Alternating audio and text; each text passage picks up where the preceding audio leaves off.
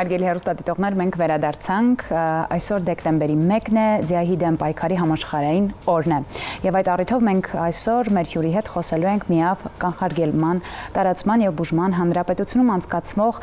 կանխարգելիչ միջոցառումների վերջին տարվա համաճարակաբանական միտումների ու վիճակագրության մասին։ Մեր առաջին հյուրն է ինֆեկցիոն հիվանդությունների ազգային կենտրոնի ամբուլատոր,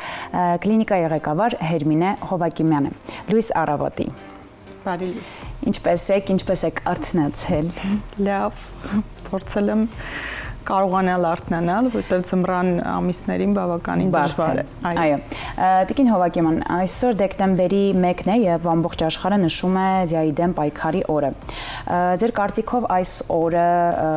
ինչքանով է կարևոր հասարակության իրազեկման համար։ Նախ նշեմ, որ դեկտեմբերի 1-ը որպես ձիահի դեմ պայքարի համաշխարհային օր նշելը ընդունվել է 1988 թվականին, առաջարկվել է ԱՀԿ-ի կողմից, դա նրա համար էր, որ 80-ական թվականներին, 81 թվականի սկիզբ դրվեց ձիահի համաճարակին եւ հետագայում հասկացան, որ սա ոչ միայն իրենց ներկայացնում է առողջապահական խնդիր, այլև սոցիալական հասարակական խնդիր։ Եվ ընտրվեց այդ օրը, որպեսզի մաքսիմալ իրազեկվի հանրությանը, ուշադրություն դարձվի եւ որպեսզի սա ուղղակի թեմա չէ, այլ սա վերաբերվում է իրական մարդկանց, իրենց կյանքերին, իրավունքներին, արժանապատվությանը։ Եվ էլի շատ հետաքրքիր եւ կարեւոր հարց, առհասարակ ինչպես է ընթանում հիվանդությունը եւ կա արդյոք բուժում թե ոչ։ Նշեմ, որ վարակի հարուցիչը դա միավն է, մարդու իմունային անբավարարության վիրուսը, այն անցնելով մարդու օրգանիզմ առաջացնում է միավարակ հիվանդությունը, որը երկար տարիներ մնում է անախտանիշ եւ մարդիկ նույնիսկ չեն կարող կասկածել, որ իրենց մոտ կա այդ հիվանդությունը, բայց հետագայում, քանի որ խոցելի է դառնում իմուն համակարգը, վիրուսը վնասում է իմունային համակարգը, մարդը չի կարողանում պայքարել տարբեր վիրուսների, տարբեր ինֆեկցիաների եւ ուռուցքների դեմ։ Եվ զարգանում է արդեն իսկ ձիահի փուլը, որը իրենից ներկայացնում է մի իրավիճակ, երբ որ մարդու իմուն համակարգը բավականին հյուծված է։ Իսկ ինչ իրավիճակ է աշխարհում եւ Հայաստանի Հանրապետությունում այս հիվանդության վերաբերյալ։ Նշեմ, որ աշխարհում մոտավորապես 40 միլիոն միավով ապրող անձ կա եւ դրանցից մոտավորապես 30 միլիոնը ստանում է հակառետրովիրուսային բուժում։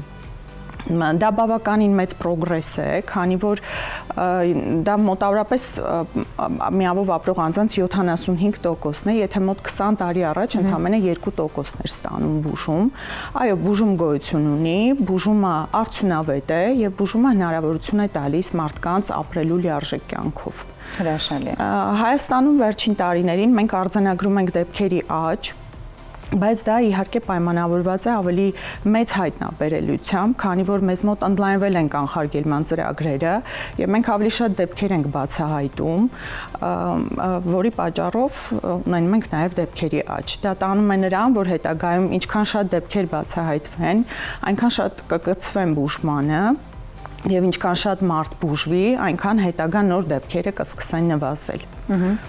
Եվ ուր է արդյոք այսօր Հայաստանը հասել միավ ձիահի դեմ պայքարում եւ հիմնականում ինչ միջոցառումներ են իրականացվում։ Ինչպես նշեցի, բավականին շատ ընդլայնվել են կանխարգելման ծրագրերը, հատկապես խոցելի խմբերի շրջանում այդ ծրագրերը գործում են եւ վերջին տարիների ամենամեծ ձեռքբերումը կարող եմ համարել միավի ծառայությունների ապակենտրոնացումը, այսինքն եթե տարիներ առաջ չնայած որ գոյություն ուներ, առկա էր որակյալ բժշկական ծառայություններ այս ոլորտում, բայց այն կենտրոնացված էր միայն Երևան քաղաքում։ Ներկայումս Լոռիում եւ Շիրակում մենք ունենք ամբողջական ապակենտրոնացում, այսինքն մարդիկ հնարավորություն ունեն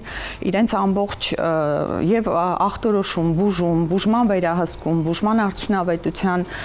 վերահսկում դա իրականացնել իրենց բնակության վայրում։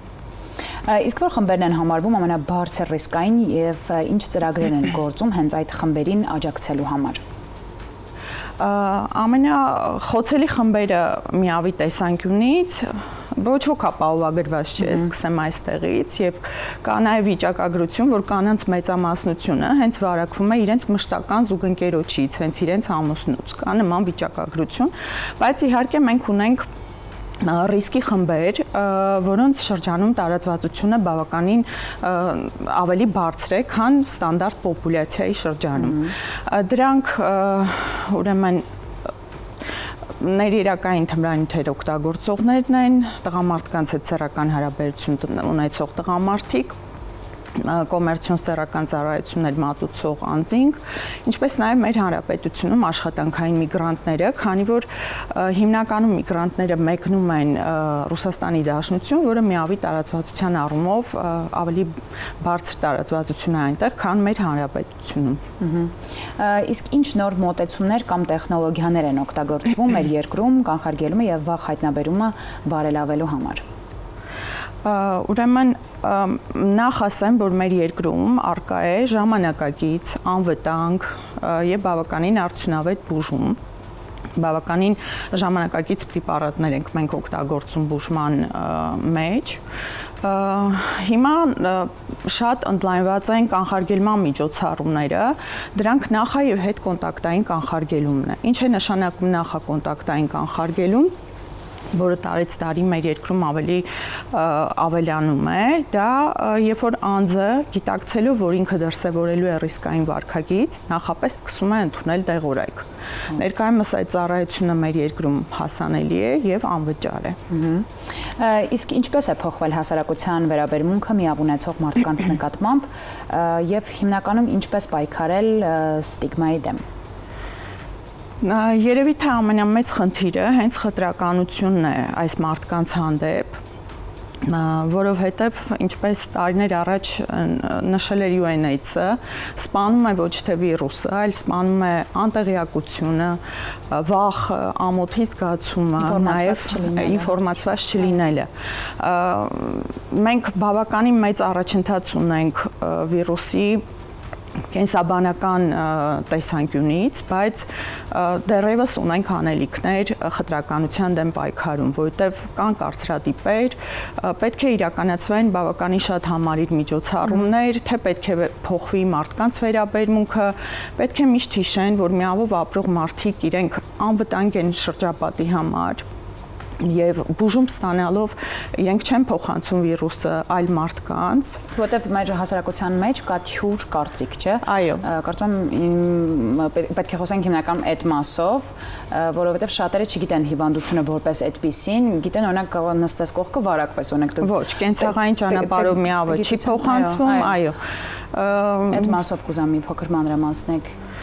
Միավը չի փոխանցվում ձեռք սեղմումից, համբույրներից, կրկախառնությունից, նույն սանհանգույցից օգտվելիս, լողավազաններից եւ նույնիսկ կարող եմ ասել ավելին, որ բուժվող միավ ունեցող անձինք վիրուսը չեն փոխանցում իրենց սեռական զուգընկերներին։ Եթե ստանում են բուժում եւ այդ բուժումը արդյունավետ բուժում է, այսինքն ունեն վիրուսի չհայտնաբերվող մակարդակ։ Դա արդեն իսկ գիտական փաստ է, որ չհայտնաբերվող վիրուսը համարժեք է չփոխանցվող վիրուսին։ Հրաշալի է։ Ձեր վերջնական ուղերձը ինչ կասեք հանրությանը։ Կասեմ, որ եթե երբևիցե չեք հետազոտվել, ապա հետազոտվեք, մի վախեցեք, գոյություն ունի բուժում, բուժումը արդյունավետ է, բուժումը անվտանգ է եւ աջակցեք միավով ապրող մարդկանց, որովհետև դա շատ կարևոր է, մարդիկ երբեմն չեն դիմում բուժման, չեն հետազոտվում, վախենալով կարգավիճակի բացահայտումից եւ դա շատ ավելի վտանգավոր է, քան ինքնին վիրուսը։ Ճիշտ եք շատ։ Իսկ ինչ կուզեք ավելացնել, ինչ որ չհասցրեցիք ասել։ Ուզում եմ ասել, որ այս ուղղությամբ մեր առողջապահական համակարգը գնում է ճիշտ ուղղությամբ։ Մենք անցել ենք ծառայությունների ապակենտրոնացման եւ այս մոդելը աշխարհի բոլոր երկրներում իրեն արդարացրել է եւ մենք փորձում ենք ծառայությունները հասանելի դարձնել բոլորին իրենց բնակության վայրին մոտ բերել, անկախ ամեն ինչից։ Այսինքն սա նաև արդարացի է, որ մարդիկ գումարներ չվատնեն հասնելու Երևան քաղաք, այլ նույն որակյալ բուժօգնությունը ստանան իրենց բնակության վայրում։ Եվ իհարկե արագ տեմպերով մենք առաջ ենք գնում, արդեն ունենք փորձ 2 մարզի մակարդակով։ Հա, կուզեմ այդ մասով էլ խոսեք, որովհետև մարզերում ինչպես է այդ ամենը տեղեկացությունը։ Ներկայումս տեսեք, նշեցի, որ կենտրոնացված են եղել ծառայությունները, բայց 2 մարզում, Լոռիում եւ Շիրակում մենք ունենք վերապատրաստված մասնագետներ եւ ունենք այն ամբողջ ծառայությունները, ինչ որ տրամադրվում է Երևան քաղաքում։ Եվ իհարկե շատ արագորեն գնալու ենք առաջ, որպեսզի բոլոր մարզերում այդ ամեն ինչը դառնա հասանելի։ Հրաշալի է, իսկապես շնորհակալ ենք ձեզ։ Ես ուզում եմ հիշեցնել, հարգելի հեռուստադիտողներ, այսօր դեկտեմբերի 1-ն է, ձիայի դեմ պայքարի համաշխարհային օրն է, եւ մենք ընդհանուր խոսեցինք շատ կարեւոր եւ ինֆորմատիվ բովանդակալից զրույցեր եւ իմ հյուրներ ինֆեկցիոն հիվանդությունների ազգային կենտրոնի ամբուլատոր կլինիկայի ղեկավար Հերմինե Հովակիմյանը, շնորհակալ ենք ձեզ անչափ հետաքրքիր ու կարևոր զրույցի համար։ Ձեզ ցանկանում ենք օրվա լավ շարունակություն եւ կուզեմ, որ մեր հասարակությունը շատ կարդա, շատ տեղեկացվի այս թեմայի շուրջ, որովհետեւ շատ կարևոր է իմանալ։ Եվ մենք այս պահին ընդմիջվենք գովազդով, հետո կդիմավորենք մեր հաջորդ հյուրին։